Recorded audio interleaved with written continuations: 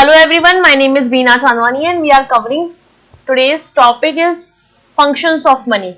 Students, last class में हमने barter system and barter system की डिफिकल्टीज देखी थी. इसके बाद हमने evaluation of money and money की डेफिनेशन देखी कि मनी कैसे एक मीडियम ऑफ एक्सचेंज बनता है किसी भी गुड्स एंड सर्विसेज को परचेज करने के लिए. एंड डेफिनेशंस देखने के बाद डेफिनेशन क्या थी? Anything which is broadly accepted in payment and goods and services in discharge of other kinds of business obligations. यानी मनी एक ऐसी चीज है जो बहुत जल्दी एक्सेप्ट की जा सकती है किसी भी गुड्स एंड सर्विसेज को परचेज करने के लिए. एंड मनी वो होती है जो आपकी सेंट्रल गवर्नमेंट या फिर स्टेट गवर्नमेंट ने उसको लीगलिटी दी हो कि आप ये लीगल चीज है उसको आप इजीली एक्सेप्ट कर सकते हो. Any commodity which is declare as a money by state is called money. यानी स्टेट ने जिसको डिक्लेयर किया है वही आपकी मनी होती है. And money is thing that possession generally accepted. Money वो एक ऐसी चीज है जिसका आप पोजेशन इजीली एक्सेप्ट कर पाते हो, वो आपकी मनी होती है. फिर उसके बाद हमने स्टूडेंट्स कुछ टर्म देखी. According to RBI Reserve Bank of India 1934 introduce 4 measures of money supply. यानी आरबीआई ने 4 मेजर्स दिए मनी सप्लाई करने के लिए. This is M1, M2, M3 and M4.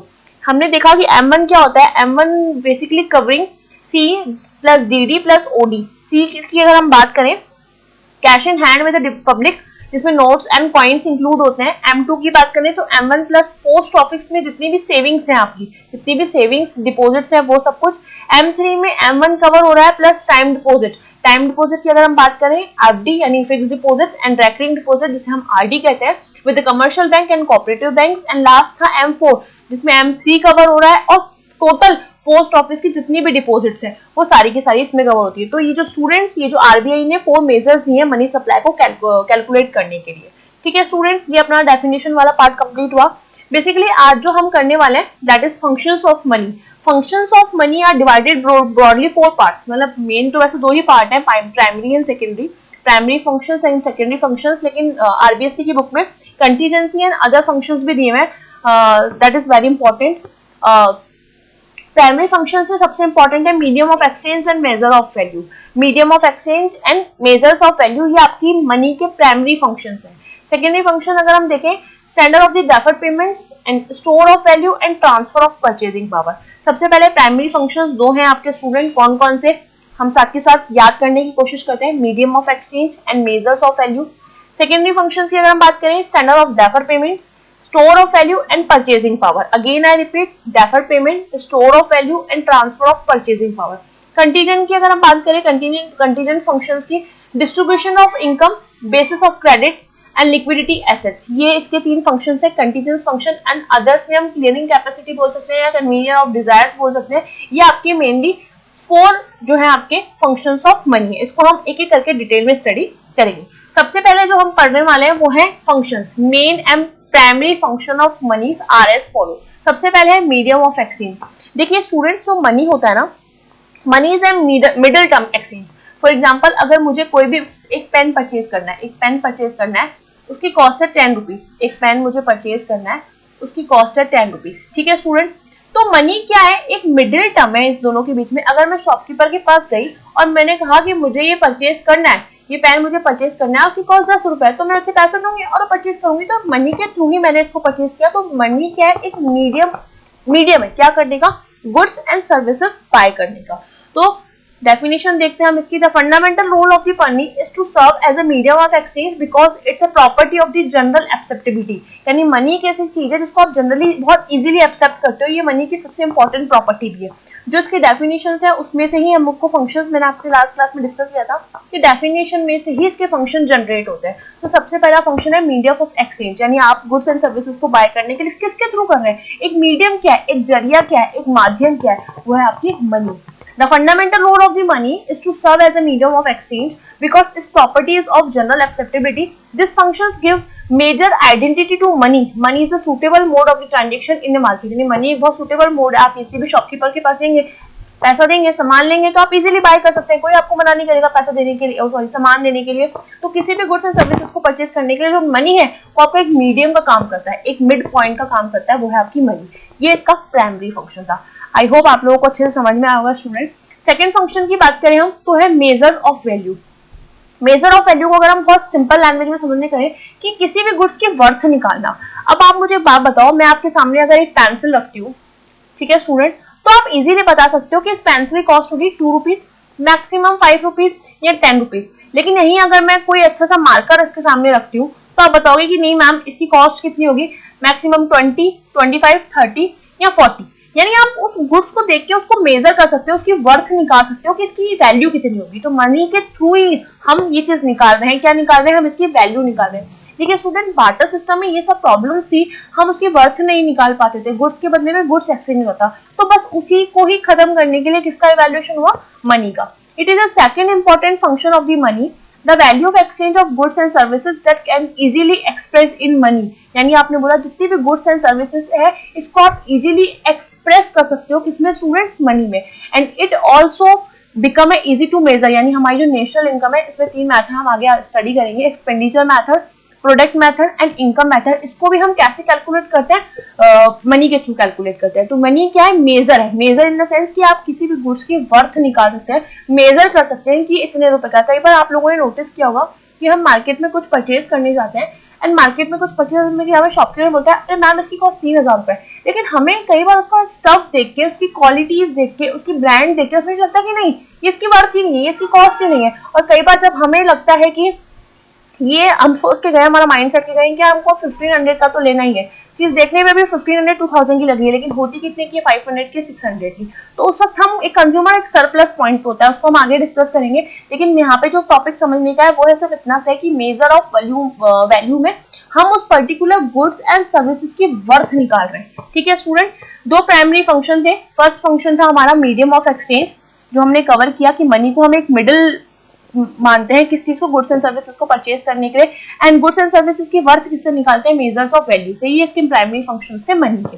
ठीक है स्टूडेंट, नेक्स्ट है इसके बाद सेकेंडरी फंक्शन। सेकेंडरी फंक्शंस में standard of defer payment. Student आपने अगर बार्टर सिस्टम की डिफिकल्टीज देखी तो बार्टर सिस्टम में एक डिफिकल्टीज ये भी थी कि हम लोग डेफर पेमेंट्स नहीं कर पाते थे। इट मींस हम लोग फ्यूचर की पेमेंट्स नहीं कर पाते थे बार्टर सिस्टम में। ये बोलते थे कि आज आप हमसे वीट ले जाओ, कल हम आपको बनाना दे देंगे या मिल्क दे देंगे, तो ये पॉसिबल नहीं हो पा रहा था बार्टर सिस्टम में। तो बस इसी का ही ड्रॉबैक था, वो मनी में आके वो ये प्लस पॉइंट बन गया या एडवांटेज बन गया या इसका फंक्शन बन गया मनी का, डेफर पेमेंट। देखिए स्टूडेंट, डेफर पेमेंट क्या होता है, the economic transaction where repayment and done in future. यानी मनी के थ्रू आप बाद में भी तो पेमेंट कर सकते हैं। हम लोग कोई चीज गुड्स परचेज करते हैं, फॉर एग्जांपल मैंने कोई एसी परचेज किया, उसको मैंने इंस्टॉलमेंट पे परचेज किया, डाउन पेमेंट मैंने कुछ पे किया और बाकी जो इंस्टॉलमेंट है मैंने किस पे कर दी, फ्यूचर पे। तो मनी के थ्रू ही हम क्या करते हैं, money serve as a standard of the defer payment. Money आपको एक ऐसा फीचर देता है जिसके थ्रू आप किसी भी गुड्स का डेफर पेमेंट कर सकते हो। डेफर पेमेंट को अगर मैं बहुत शॉर्ट में बोलूं तो फ्यूचर में पेमेंट करना। किसमें पेमेंट करना है स्टूडेंट, फ्यूचर में। The economic transaction where repayment is done in future, money serve as a standard of the defer payments. Money के थ्रू ही हम लोग डेफर पेमेंट्स कर सकते हैं। It is a unit in term which is डेब्ट and future transaction. यानी money के through ही हम लोग फ्यूचर ट्रांजेक्शन कर सकते हैं और मनी के थ्रू हम फ्यूचर सेटलमेंट भी कर सकते हैं। Money function is a form of the standard transaction like house loan. जैसे भी हमने कुछ हाउस लोन लिया या हमने कोई एजुकेशन लोन लिया या हमने कोई इंडस्ट्री लोन लिया, तो हम लोग परचेज पहले कर लेते हैं लेकिन धीरे धीरे इंस्टॉलमेंट पे उसको रीपे करते रहते हैं। तो अगर हम डेफर्ड पेमेंट को लेके तो हमें क्या करना है मनी में, कि मनी के थ्रू हम लोग फ्यूचर पेमेंट्स कर सकते हैं, फ्यूचर ट्रांजेक्शन्स कर सकते हैं, फ्यूचर में कोई भी लोन वगैरह को सेटल कर सकते हैं। ये जो फंक्शन है ये आपका मनी देता है। जब मनी नहीं था तो बार्टर सिस्टम में ये पॉसिबल नहीं हो पा रहा था, तो ये आपका सेकेंडरी फंक्शन है। आई होप आपको ये समझ में आया होगा। नेक्स्ट है money as a store of value. Money of store of value समझाने से पहले मैंने आपको एक बार्टर सिस्टम में समझाया था कि जब हम लोग सपोज 2 पर्सन है, पर्सन ए एंड बी, एक पर्सन ने, मैंने आपको बार्टर सिस्टम में समझाया था ए एंड बी 2 पर्सन है, एक के पास है हम लोग यहाँ पे फोन ले लेते हैं, क्या है यहाँ पे फोन ले लेते हैं। एक के पास क्या है फोन जिसको उसे एक्सचेंज करना है और एक के पास है मिल्क। अब आप मुझे बताओ अगर ये दोनों एक दूसरे में गुड्स का एक्सचेंज करते हैं तो यहाँ पे क्या सरप्लस की कंडीशन हो रही है कि डेफिसिट की हो रही है? डेफिसिट की कंडीशन हो रही है। यार वो उसको फोन देगा, आप मुझे बताइए, तो अब वो उसको मिल्क देगा तो इस मिल्क को कितने टाइम तक स्टोर कर सकता है? क्योंकि मिल्क एक पेरिशेबल गुड्स है, तो आप इस चीजों को स्टोर करके नहीं रख सकते। जबकि मनी के बाद अगर आपने किसी को पेमेंट दिया, सपोज मैंने आपसे कोई फोन परचेज किया और मैंने आपको फोन के एक्सचेंज में आपको 15,000 रुपीज पे किया, तो कहीं ना कहीं आप उस मनी को स्टोर करके रख सकते हैं। तो ये भी मनी का एक इंपॉर्टेंट फंक्शन है जिसको हम सेकेंडरी फंक्शंस बोलते हैं। Those goods which are less durable can't be stored, हम पता है हमें कि बहुत से ऐसे ड्यूरेबल, जो कम ड्यूरेबल गुड्स होते हैं, जो जल्दी खराब होने वाले गुड्स होते हैं, लाइक पेरिशेबल गुड्स होते हैं, वो हम बहुत टाइम तक स्टोर नहीं कर सकते.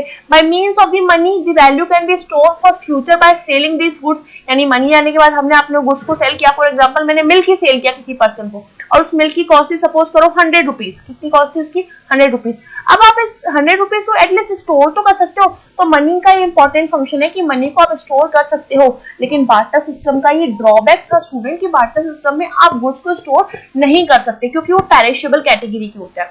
द फंक्शन फैसिलिटी, आगे देखते हैं हम लोग. The function facility, large scale production. Money के थ्रू हम लार्ज स्केल प्रोडक्शन कर सकते हैं, प्रॉपर्टी परचेज कर सकते हैं, हाउस, गोल्ड, सिल्वर, बॉन्ड्स वगैरह सब कुछ परचेज करता है. किसके थ्रू? सिर्फ मनी के थ्रू. और मनी के थ्रू हम इन चीजों को परचेज करके बहुत लॉन्ग टाइम तक, बहुत लॉन्गर पीरियड तक हम इसको स्टोर भी कर सकते हैं. Through sometimes the value of money change, हम लोग इसको सेल करके प्रॉफिट एंड लॉस भी ले सकते हैं. अगेन आए इसको रिपीट करते हैं फिर से. Money as a store of the value, those goods which are less durable can't be store. देखिए मनी में जो भी गुड्स बहुत लेस ड्यूरेबल होते हैं, बहुत ज्यादा टाइम तक चलने वाले नहीं होते हैं, पेरिशेबल गुड्स होते हैं, जल्दी खराब होने वाले, लाइक फ्रूट्स एंड वेजिटेबल्स वगैरह. By means money can be money their value can be store for future by selling. तो क्या होता है, इन गुड्स को सेल करके हम उन मनी को स्टोर कर सकते हैं और उससे हम लोग क्या कर सकते हैं, मनी होने के बाद this money facilities a large scale production.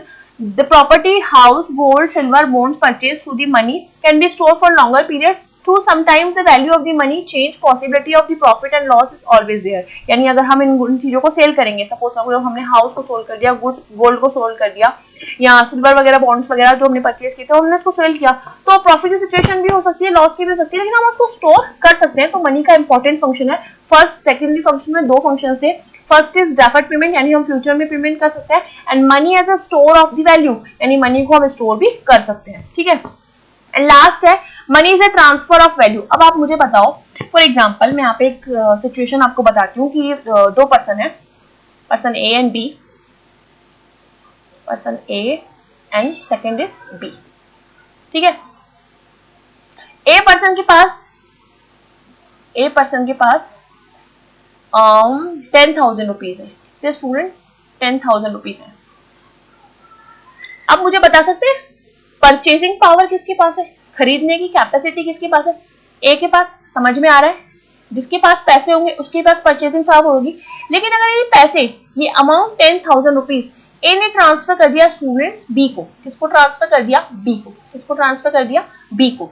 ए ने 10,000 रुपीज जो पहले उसके पास थे, परचेजिंग पावर उसके पास थी, लेकिन ये ए ने 10,000 रुपीज ट्रांसफर कर दिए बी को, तो परचेजिंग पावर किसके पास ट्रांसफर हो गई? बी. अब आप मुझे बताओ, थ्रू दी मनी क्या परचेजिंग पावर ट्रांसफर हो सकती है? ट्रांसफर ऑफ वैल्यू पॉसिबल है? बिल्कुल है. कैसे? देखो, a man can easily transfer their accumulated purchasing power to another person. Money के थ्रू ही आप अपनी एक्यूमुलेटेड परचेजिंग पावर ट्रांसफर कर सकते हैं. कैसे? मनी को ट्रांसफर करके. Thus the money serve as a mean of the transfer of purchasing power. अगर आपने मनी ट्रांसफर कर दी, that means आपने परचेजिंग पावर भी ट्रांसफर कर दी. A man can also transfer the purchasing power to others in a form of the cash. देखा, यानी क्या किया, एक इंसान, एक व्यक्ति, एक मैन अपनी परचेजिंग पावर को ट्रांसफर कर सकता है. कैसे ट्रांसफर? करके मनी को ट्रांसफर कर दे in a form of the cash. अगर वो कैश ट्रांसफर कर देगा, दैट मीन्स वो परचेजिंग पावर को भी ट्रांसफर कर रहा है. इन प्रेजेंट कैशलेस ट्रांजेक्शन, अगर सपोज करो अभी आज के टाइम पे सारा ऑनलाइन बिजनेस हो रहा है ड्यू टू कोरोना, तो कोरोना के टाइम पे सपोज करो आप कैशलेस ट्रांजेक्शन कर रहे हो, तो अब आप परचेजिंग पावर कैसे ट्रांसफर कर दोगे? सपोज आपने कार्ड ट्रांसफर कर दिए, कार्ड का कोई ओटीपी वगैरह जनरेट करके वो आपने ट्रांसफर कर दिया, नेट बैंकिंग ट्रांसफर कर दिया, तो आप इसके थ्रू भी, एटीएम के थ्रू, डेबिट कार्ड के थ्रू, क्रेडिट कार्ड के थ्रू, चेक के थ्रू आप लोग परचेजिंग पावर को ट्रांसफर कर सकते हो. The purchasing power also transfer by the sales of the security to another person. यानी आप गुड्स जो शेयर्स वगैरह होते हैं उसको सेल करके भी आप परचेजिंग पावर ट्रांसफर कर सकते हो. सेल कैसे ट्रांसफर होंगे? सपोज मेरे पास 10,000 के शेयर्स थे, मैंने अपने शेयर किसी और के अकाउंट में, डीमेट अकाउंट में ट्रांसफर कर दिए, तो आप परचेजिंग पावर, अब वो उसको सेल करके मनी जनरेट कर सकते हैं ना, मतलब पैसे आ सकते हैं ना उसके पास, तो हम लोग मनी ट्रांसफर कर सकते हैं. अगर हम कैसे कर सकते हैं? कैश के थ्रू कर सकते हैं, डेबिट कार्ड के थ्रू कर सकते हैं, एटीएम, क्रेडिट कार्ड के थ्रू, चेक के थ्रू कर सकते हैं, सिक्योरिटीज वगैरह को सेल करके ट्रांसफर कर सकते हैं, या फिर कोई असेट्स को भी हमने अगर सेल कर दिया तो भी हमारी परचेजिंग पावर ट्रांसफर हो जाएगी. तो money as a transfer of value.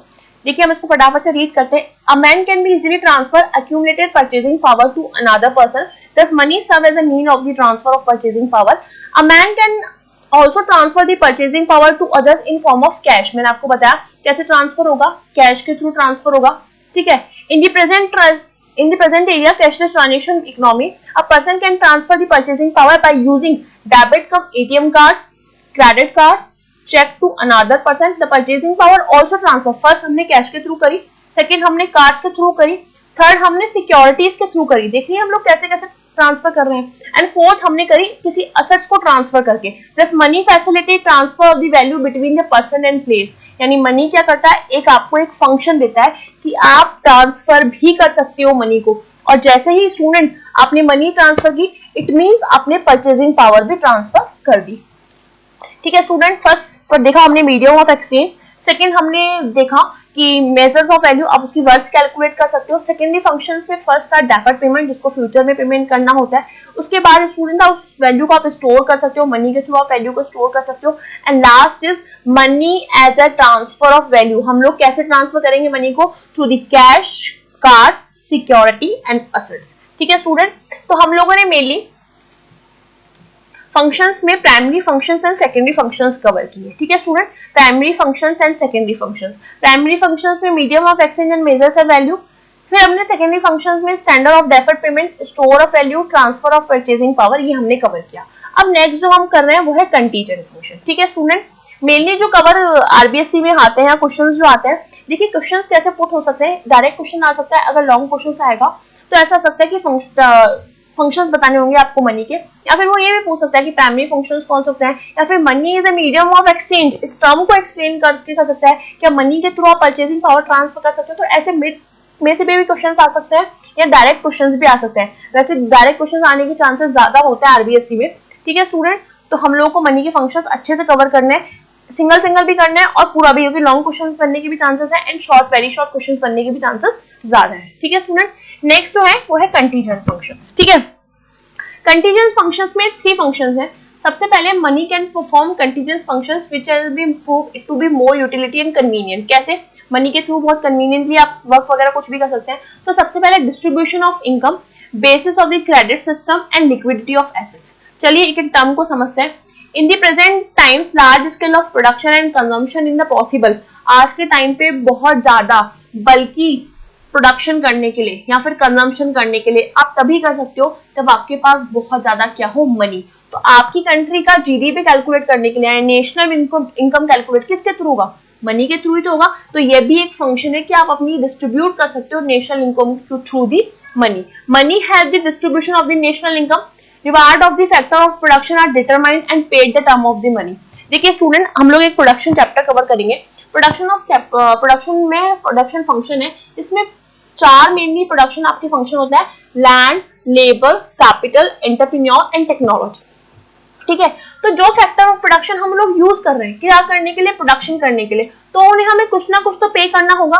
हमें क्या पे करना होगा, उनको फैक्टर ऑफ प्रोडक्शन को फैक्टर्स पे करना होता है। और आप कैसे पे करोगे, फॉर एग्जाम्पल अगर आपने किसी चीज का प्रोडक्शन करने के लिए लैंड ली किराए पे, ठीक है, रेंट पे आपने लैंड को ऑक्यूपाई किया, तो आपको इसको पे करना होगा, तभी तो आप प्रोडक्शन कर पाओगे। मतलब यहाँ पे आप लैंड पे तभी प्रोडक्शन कर सकते हो जब आप उसको रेंट पे करोगे। तो कहीं ना कहीं आपने उसको रेंट कैसे पे की, थ्रू दी मनी। समझ में आई आपको। तो डिस्ट्रीब्यूशन ऑफ नेशनल इनकम कैसे करते हैं, अगर हमें लार्ज स्केल में प्रोडक्शन करना है और कंजम्पशन करना है तो वो किसके थ्रू होगा स्टूडेंट, मनी के थ्रू होगा। और फैक्टर ऑफ प्रोडक्शन को जो हम लोग रिवार्ड पे कर रहे हैं वो भी हम थ्रू दी मनी ही करेंगे, ठीक है स्टूडेंट। डिस्ट्रीब्यूशन ऑफ इनकम आपको समझ में आया। Excuse me. Next है basis of the credit system. In this period, globalization, banks and other financial institutions provide various types of loan and also accept the deposit. देखिए अगर money, for example मुझे अभी कोई मुझे सपोज करो मुझे भी पीएचडी करनी है फाइनेंस में किसी पर्टिकुलर सब्जेक्ट में, ठीक है, एजुकेशन लोन लिया मैंने, तो अगर मुझे क्रेडिट सिस्टम चाहिए तो वो लोग मुझे मनी के थ्रू ही तो लोन देंगे। वो मुझे सपोज करो उन्होंने मुझे 5 लाख रुपीज पे किए, क्रेडिट सिस्टम यानी उन्होंने मुझे लोन दिया, तो 5 लाख रुपीज मुझे कैसे पे करेंगे, मनी के थ्रू ही तो करेंगे। तो क्रेडिट सिस्टम भी तभी होगा जब हमारे पास मनी होगी। तो in this period of the globalization, bank and other financial institutions provide the various types of loan and also accept the deposit, loan भी देते हैं एंड डिपॉजिट भी करते हैं, लेकिन किसके थ्रू, मनी के थ्रू। मनी इज मतलब एक तरह से मनी के थ्रू ही आप सारी चीजें कर रहे हो, that is a contingent functions. Last है liquidity of assets. According to जेम्सकिंस के according an important function of money is to be provide liquidity of capital and wealth. Money is a form of the liquid can be used immediately anywhere. देखिए student, liquidity का मतलब अगर मैं बहुत normal language में बताऊं तो cash. कई बार आपने किसी के मुंह से सुना होगा ये चीज, जनरली हम लोग ये बोलते रहते हैं कि लिक्विडिटी कितनी अवेलेबल है, इट मींस कैश कितना अवेलेबल है। तो जनरली हमारी एसेट्स ऐसी होनी चाहिए जो बहुत जल्दी आपकी लिक्विडिटी में कन्वर्ट हो, दैट मींस आपकी एसेट जो है वो आपकी कैश में कन्वर्ट हो। फॉर एग्जांपल आप मुझे बताओ, अगर ये प्रॉपर्टी है, एक तो ये प्रॉपर्टी है और ये एक मैंने ले लिया, पेन ले लिया, ठीक है, अच्छा सा पार्कर का पेन है, ये मैंने ले लिया, ठीक है, ये पेन और ये आपकी प्रॉपर्टी, ठीक है, ये हाउस है। अब आप मुझे बताओ, मैं दोनों को सेल करने के लिए गई तो फर्स्ट कौन सी ऐसी चीज है जो बहुत जल्दी लिक्विडिटी में कन्वर्ट होगी? आपकी ये असेट्स, आपका ये हाउस की पेन, कौन जल्दी परचेज करेगा? यानी आपका हाउस ज्यादा जल्दी लिक्विडिटी में क्या कन्वर्ट होगा? वो आपका हाउस। तो कंटीजेंट फंक्शन मेनली तीन है, डिस्ट्रीब्यूशन ऑफ नेशनल इनकम, यानी आपको लार्ज स्केल में प्रोडक्शन करना होता है, वो भी आपके थ्रू दी मनी होता है, और फैक्टर ऑफ प्रोडक्शन को आपको रिवार्ड भी कैसे पे करना होगा? Through the money. Basis of the credit system, अगर आपको कोई भी लोन चाहिए या डिपॉजिट करना है वो भी मनी के थ्रू ही होगा। एंड लिक्विडिटी ऑफ एसेट्स का मतलब होता है कितनी जल्दी आपकी एसेट्स कन्वर्ट हो रही है, किसमें? लिक्विडिटी में, यानी कैश में, ठीक है स्टूडेंट। लास्ट फंक्शन है other functions of money. Money also perform the important function. सबसे पहले indicator of the clearance capacity and another functions is helpful in making decision. The availability of the money show the clearance capacity of an economic agent, man on firm, the firm who has paid the person who has money with him has ability to pay। अब आप मुझे बताइए, जिसके पास amount available है, for example अभी मेरे pocket में 10,000 rupees available है, तो दैट मीन्स मेरे पास एबिलिटी टू पे है किसी भी गुड्स को बाय करने के लिए, क्लियरेंस कैपेसिटी है मेरे अंदर। अगर मेरे पास पैसे ही नहीं है, दैट मीन्स मेरे पास एबिलिटी टू पे है ही नहीं। एंड नेक्स्ट है helpful in making decision. Helpful in making decision की अगर हम बात करें तो जब मेरे पास कोई पैसे होंगे तभी तो मैं कोई डिसीजन ले पाऊंगी, ठीक है स्टूडेंट। देखिए, money is a means which provide the help to man taking decision, economic decision. Economic decision का मतलब क्या है? कैश से रिलेटेड, यानी मनी से रिलेटेड डिसीजन तभी ले सकते हो जब आपके मनी हो। फॉर एग्जांपल मैं तुम्हें सिचुएशन देती हूँ कि अभी मुझे एक आईफोन बाय करना है, मतलब मुझे मन कर रहा है, मेरी विश है, मेरी डिजायर है कि मैं एक आईफोन परचेज करूँ, but I don't have sufficient money, मेरे पास परचेज करने के लिए मनी नहीं है, तो क्या मैं उसे परचेज कर सकती हूँ? क्या मैं इकोनॉमिक डिसीजन ले सकती हूँ? मैं नहीं ले सकती। तो through the money, with the help of the money, a man can fulfil his desire and want. Such good are produce more in market. जब होंगे इकोनॉमी में मनी अवेलेबल है तभी गुड्स का प्रोडक्शन होगा, और जब प्रोडक्शन होगा तो तभी वो सेल हो पाएंगे। लेकिन वो प्रोडक्शन और सेल किसके थ्रू होंगी? मनी के थ्रू होंगी, ठीक है स्टूडेंट्स, ठीक है। आज हमने क्या देखा? आज हमने बेसिकली फंक्शंस कवर करे मनी की, और मनी के फंक्शंस फटाफट से हम एक बार देख लेते हैं कौन कौन से फंक्शंस थे। फंक्शंस में हमने ब्रॉडली फंक्शंस को 4 पार्ट्स में डिवाइड किया students, primary functions, secondary functions, contingent functions and other clearance functions, ठीक है। तो प्राइमरी फंक्शंस में first function is medium of exchange and second is measures of value, यानी मनी के थ्रू आप मीडियम ऑफ एक्सचेंज यानी goods and services की mid point जो होता है बाय करने के लिए वो आपका मनी होता है, और मेजर्स ऑफ वैल्यू में आप गुड्स की वर्थ निकाल सकते हैं, that is primary functions. Secondary functions देखें, स्टैंडर्ड ऑफ डेफर्ड पेमेंट्स, यानी फ्यूचर में पेमेंट्स कर सकते हैं, गुड्स को स्टोर कर सकते हैं, गुड्स को या मनी को स्टोर कर सकते हैं, and transfer of purchasing power, यानी मनी के थ्रू आप परचेजिंग पावर को भी ट्रांसफर कर सकते हो। फिर है contingent function and distribution of income and bases of credit and liquidity of assets. And last function is clearance capacity, मतलब एबिलिटी टू पे अंदर आपके अंदर आएगी, एंड कन्वीनियंस ऑफ डिजायर, यानी आप क्या कर रहे हो? आप डिजायर एंड विश को फुलफिल कर पा रहे हो थ्रू दी मनी। तो स्टूडेंट्स आज के लिए सिर्फ इतना ही। Thank you so much. ये हमारे फंक्शन जो आपकी मनी के कवर हो गए।